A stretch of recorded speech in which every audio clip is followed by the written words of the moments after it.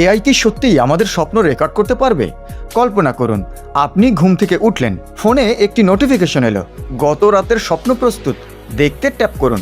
আপনি ট্যাপ করলেন আর মুহূর্তের মধ্যে আপনার পুরো স্বপ্ন সিনেমার মতো চলতে শুরু করলো। কি অবিশ্বাস্য শোনাচ্ছে, কিন্তু ইন্টারনেটে এখন হাজার হাজার মানুষ দাবি করছেন এআই নাকি এমন প্রযুক্তি তৈরি করে ফেলেছে যা মানুষের স্বপ্ন রেকর্ড করতে পারে।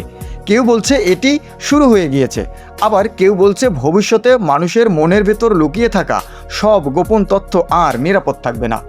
কিন্তু সত্যিই কি আমরা সেই যুগে পৌঁছে গেছি, নাকি এটি শুধুই একটি ভাইরাল গল্প? শেষ পর্যন্ত দেখুন, কারণ বাস্তবতা অনেক বেশি চমকপ্রদ। প্রথমে বিজ্ঞানের কথাই বলি।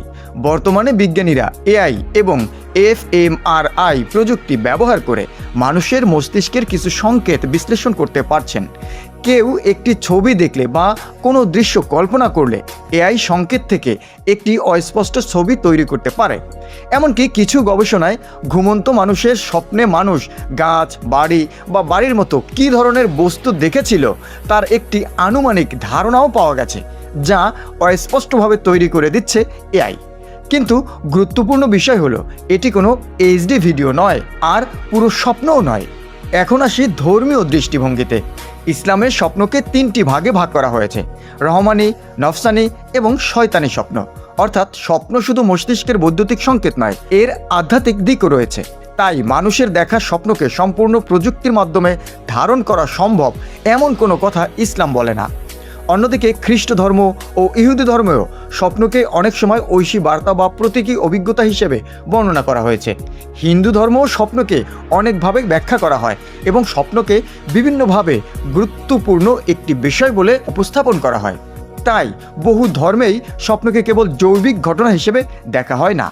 ইতিহাসের দিক থেকেও দেখা যায়, মানুষ হাজার হাজার বছর ধরে স্বপ্নের রহস্য বোঝার চেষ্টা করছে। প্রাচীন মিশর, গ্রিস এবং ইসলামী সভ্যতার পণ্ডিতরা স্বপ্নের ব্যাখ্যা নিয়ে গবেষণা করেছেন, কিন্তু কেউই বলেননি যে মানুষের পুরো স্বপ্ন হুবহু রেকর্ড করা সম্ভব।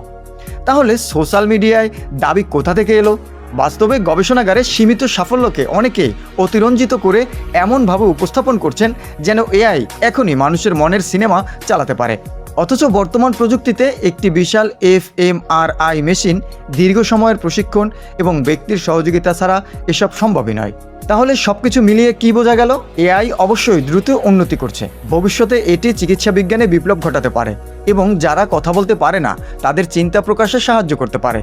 কিন্তু আজকের বাস্তবতা হলো, আপনার ঘুমের স্বপ্ন মোবাইলে এইচডি ভিডিও হিসেবে দেখার প্রযুক্তি এখনও নেই।